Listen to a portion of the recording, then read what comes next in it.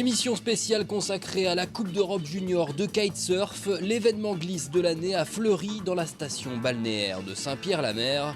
Les meilleurs riders européens âgés de 9 à 19 ans s'affronteront du 1er au 5 mai. 4 jours de voltige, mais pas seulement. Se tiendra également une compétition de kite border cross ouverte à tous. À 2 heures de la place du Capitole, Saint-Pierre-la-Mer et plus globalement le littoral de la Narbonnaise est une destination privilégiée des amateurs de glisse. Coup de projecteur aujourd'hui sur la 9e édition de la Coupe d'Europe junior de kitesurf sur TLT. Émission spéciale consacrée à la Coupe d'Europe junior de kitesurf. L'événement a fleuri Saint-Pierre-la-Mer du 1er au 5 mai. On va vivre cette émission en compagnie de Jean-Paul César, directeur de l'Office du tourisme de Fleury. Bonsoir. Christophe Hamon, moniteur de kitesurf, directeur de l'école de glisse de Saint-Pierre-la-Mer et également organisateur de cette Coupe d'Europe. Bonsoir. Et Valentin Gara, c'est double vice-champion d'Europe et champion de France de kitesurf, c'est ça ? C'est ça. Bonsoir à tous les trois. Je me tourne tout de suite vers Jean-Paul. Fleury et sa station balnéaire de Saint-Pierre-la-Mer, c'est vraiment un site privilégié ? Tout à fait. On peut dire que le site privilégié, c'est aussi l'ensemble de la Narbonnaise, plus que de Leucate à Saint-Pierre-la-Mer, c'est plus de 50 km de plage. Ouais. C'est plusieurs spots de sport de glisse, notamment Saint-Pierre-la-Mer. Voilà. Saint-Pierre-la-Mer, une station balnéaire une commune qui passe de 4 000 habitants à plus de 50 000 l'été. Une base de voile où il y a 200 adhérents à son école. C'était important pour l'économie touristique et on commence bien la saison, on commence à bien lancer la saison avec cette Coupe d'Europe junior. Au quotidien, pour toi Christophe, c'est un lieu extra, j'imagine, de travailler dans ces conditions? L'idéal, c'est que sur le Languedoc-Roussillon, quand même, on a pas loin de 300 jours de vent par an. Ça aide. Pour le freestyle, c'est génial, la mer elle est plate, tramontane.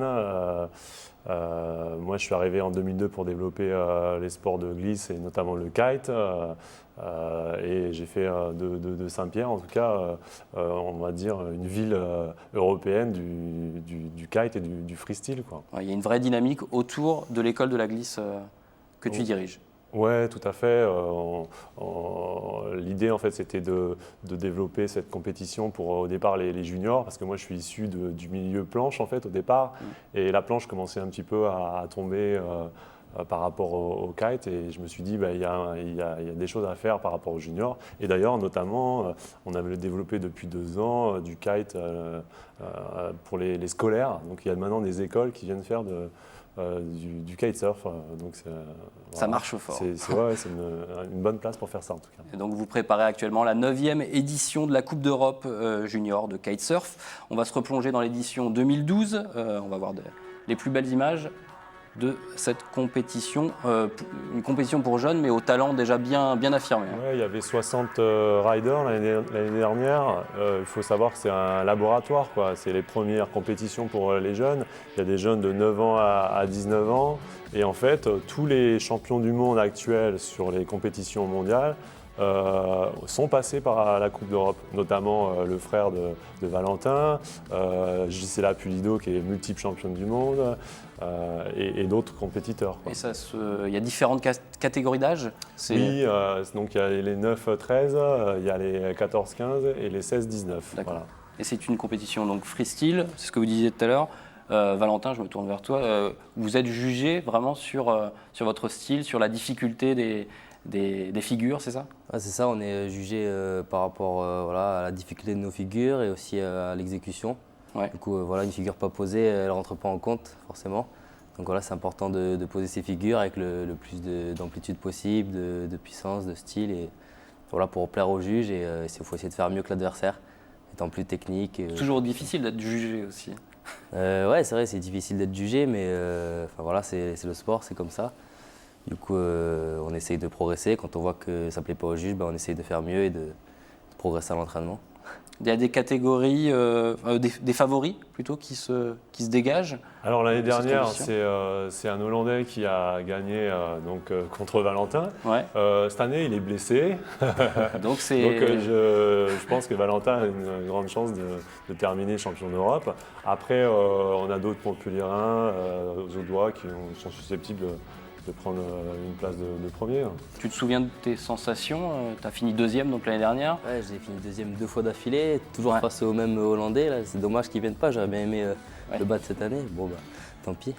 Il est blessé, hein, c'est ça? Ouais, ça, il s'est blessé, je crois. C'est quand même 10 nationalités, Ouais. c'est énorme. Hein. Il y a des jeunes qui viennent de partout. Hein. Je crois que le plus loin, c'est la Nouvelle-Calédonie.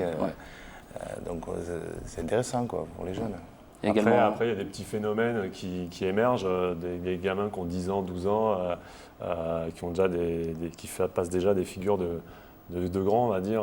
Comme Et ils sont la famille plus Bridge. légers, on imagine, Ouais, ils vont donc très très haut. Ils C'est vont ça? très très haut, ils n'ont pas peur. Les bridges vraiment sont impressionnants en kite. Il y a Paul Serin aussi qui est de ta Ouais, c'est catégorie un très d'âge. bon ami à moi, on navigue toujours ensemble, on s'entraîne ensemble, du coup c'est cool. Et là, de retrouver en compétition, quand on est en compétition, forcément on a envie de gagner. Quoi. Mais bon, on reste super potes et toujours cool d'avoir un ami comme ça qui envoie aussi pour progresser. Quoi. Et vous avez tous les deux été champions d'Europe finalement. Lui, oui, en 2010. Après, moi j'ai été 2 fois vice-champion d'Europe, 2011 et 2012. Et pour toi, c'est un sport aussi passion, mais un sport familial. On l'a dit Oui. avec ton frère Sébastien, c'est ça? Ouais, c'est ça. Il y a mon frère Sébastien qui est double champion du monde de kite. Et forcément, c'est un exemple. Et il y a toute ma famille qui fait du kite. Avant, on faisait tous de la planche à voile. Puis mon père, un jour, s'est mis au kite et puis il nous a tous appris un par un. Et voilà, ma mère aussi fait du kite, donc c'est toujours cool d'avoir une famille de passionnés comme ça et de se retrouver à travers cette passion. C'est ce qu'on ressent à la Coupe d'Europe, c'est hyper familial. Ouais. Il y a le père, la maman, les enfants qui suivent sur cet événement-là. Ouais, c'est très intéressant. Après, c'est un sport qui est neuf et là, ça y est, il y a les fédérations, même à l'international ou en France, le kite vient de devenir sport de haut niveau. Ouais. Donc maintenant, il commence à y avoir des coachs, la fédération s'occupe des jeunes. Pareil à l'étranger, ils viennent tous avec des coachs. Alors que c'est vrai que les premières Coupes d'Europe, je voyais les parents arriver et il n'y avait pas d'encadrement. Là, ça y est, on est dedans en fait. Et Valentin, c'est d'ailleurs l'occasion de dire que Valentin, oui, il fait partie d'un pôle. À Montpellier, tu fais partie de l'élite. Ouais, il y a un groupe France en fait, qui s'est créé. Ouais. Au début, on était dans le groupe Espoir, maintenant on est dans le groupe Élite. Puis on a de plus en plus d'aide. Maintenant, on a une préparation physique adaptée parce que voilà, le freestyle, le kitesurf, c'est un sport assez éprouvant physiquement. Donc si on n'est pas prêt physiquement, on risque la blessure. Donc maintenant, on est de plus en plus suivi, De encadré. plus en plus professionnel. Voilà, peut-être un peu plus professionnel aussi. D'accord. Pour progresser, qu'est-ce qu'il faut? Qu'est-ce qu'il te faut, toi, encore? Pour progresser, au départ, pour apprendre les figures, on va regarder des vidéos. Puis après, il faut passer du temps à l'eau, il faut essayer de faire toujours plus haut, toujours plus loin. Toujours Prendre plus des dur. risques, donc? Voilà, forcément, on prend des risques. des entraînements d'hiver aussi. Voilà, on part d'hiver. aussi l'hiver s'entraîner. J'ai passé 3 semaines en Afrique du Sud cet hiver pour naviguer et progresser. Donc voilà. On va avoir des exemples de prise de risque également, puisque la prise de risque entraîne peut-être parfois des chutes. Ça, c'est la réalité aussi. On a vu de très belles images avec. Voilà. C'est impressionnant. Voilà.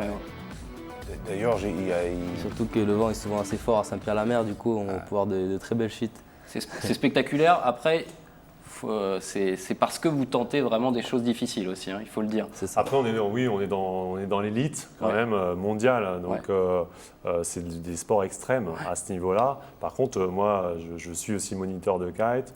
On amène des enfants, des femmes à essayer ce nouveau sport. Mais c'est vrai qu'il faut que ce soit un sport qui reste encadré en fait. Ça, c'est très important. Mais accessible par contre, très accessible. Voilà. Outre la compétition freestyle, donc il y aura, enfin freestyle, vous dites freestyle, je ne sais pas si c'est freestyle. Les deux. Les deux se disent, bon très bien. Pour la 3e fois, vous organisez une compétition de kite border cross. On va voir des images aussi de cette cette discipline. En fait, l'idée, c'était de dire, de ramener des gens à la compétition, parce que le freestyle, c'est quand même très élitiste. Ouais. Donc, de dire que d'autres personnes peuvent pratiquer de la compétition. Et en plus, c'est très visuel, parce que le public, il va comprendre tout de suite. Il y a une zone de démarrage, une zone d'arrivée. Il faut arriver le premier. Il faut arriver le premier. Ils partent à 4. En fait, c'est issu du border cross à la montagne. Ouais. Et en plus, c'est sympa. On fait ça entre potes. Voilà. Et du coup, on a même développé un tour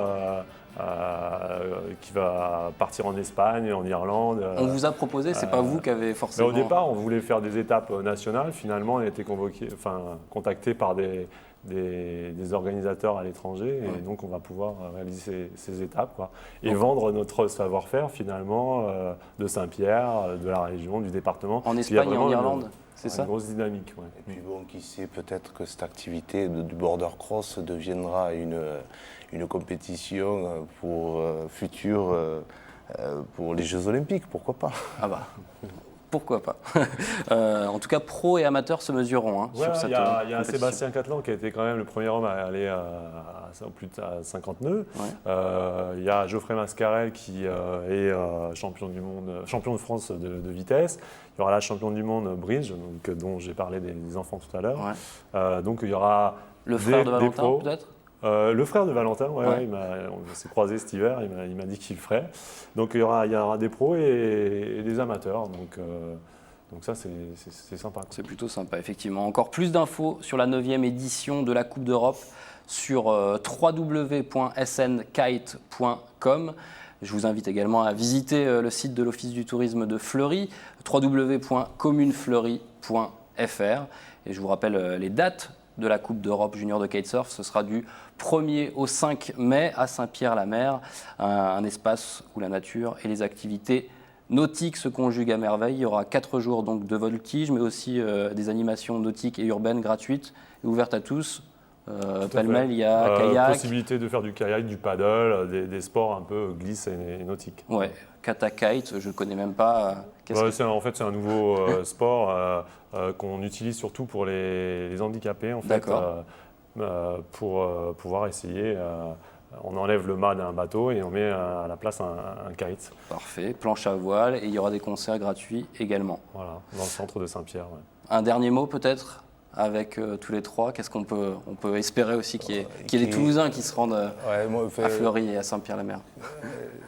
Comme je disais, pour lancer la saison touristique, il n'y a pas mieux qu'un événement comme celui-là. Et puis, je pense que pour les riders, c'est les conditions climatiques qui feront qu'il y aura une belle compétition ou pas. Du bon vent, du soleil. Et ce sera bon. Ouais, c'est tout ce qu'on espère. Prochaine émission sur le thème du vent, ce sera le vendredi 3 mai dès 18h sur TLT au programme le défi Wind de Gruissant, le plus grand rassemblement de windsurfers au monde. Et ça se tiendra du 9 au 12 mai. Merci de nous avoir suivis. Excellente Coupe d'Europe junior de kitesurf en direct de Saint-Pierre-la-Mer. Merci à tous les trois d'être passés sur le plateau de TLT. Ciao. Merci. Ciao.